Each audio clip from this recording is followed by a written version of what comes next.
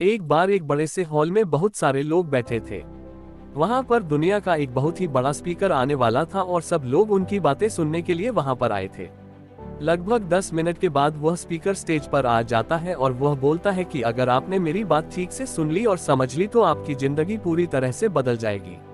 उसके बाद वह अपनी जेब से एक बिल्कुल नया चमकता हुआ 500 रुपए का नोट निकालता है और उसको ऊपर करके सबसे पूछता है कि ये नोट आप में से किसको चाहिए। ये सुनते ही सब लोग अपने अपने हाथ ऊपर कर देते हैं। वह स्पीकर बोलता है कि ये नोट मैं आप में से किसी एक को दूंगा, लेकिन इसके लिए आपको थोड़ा वेट करना होगा।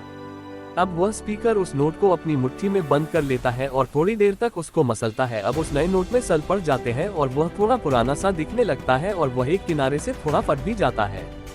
इसके बाद वह फिर उस नोट को ऊपर करके पूछता है, अब ये 500 का नोट किसको चाहिए। इस बार भी सभी लोग अपने हाथ ऊपर कर देते हैं। तब स्पीकर ने उस नोट को जमीन पर गिरा दिया और उस नोट पर 3-4 बार पैर रख दिया। इससे नोट और भी पुराना हो गया और उस पर थोड़ी मिट्टी भी लग गई थी। फिर उन्होंने उस नोट को ऊपर किया और पूछा कि अब बताओ, अब इस नोट को आप में से कौन लेना चाहता है। और इस बार फिर सबके सब ने अपने हाथ ऊपर कर दिए। स्पीकर अब नोट को फिर से नीचे जमीन पर गिरा देता है और उसके ऊपर कूद कूद कर उसको दोनों पैरों से रगड़ देता है और उसके ऊपर चाय भी गिरा देता है। अब नोट इतना गंदा हो जाता है कि उसको पहचानना भी मुश्किल होता है। कोई भी उस नोट को देखता तो यही बोलता कि अब ये सिर्फ एक गंदा कागज का टुकड़ा है, अब यह बेकार है, इस दुनिया में इसकी कोई वैल्यू नहीं है। स्पीकर ने एक बार फिर उस नोट को उठाया और ऊपर करके सबसे पूछा, अब इस नोट को कौन लेना चाहता है।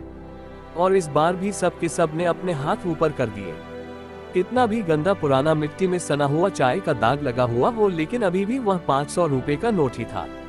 जिंदगी कई बार बड़े बड़े झटके देती है। आप एग्जाम में फेल हो जाते हो या जॉब के इंटरव्यू के बाद आपका सिलेक्शन नहीं होता। जब आपका बुरा समय चल रहा होता है और आप सिचुएशन का सामना कर रहे होते हो, उसके बाद आपको लगने लगता है कि आप सफलता के लायक ही नहीं है। आपको लगता है कि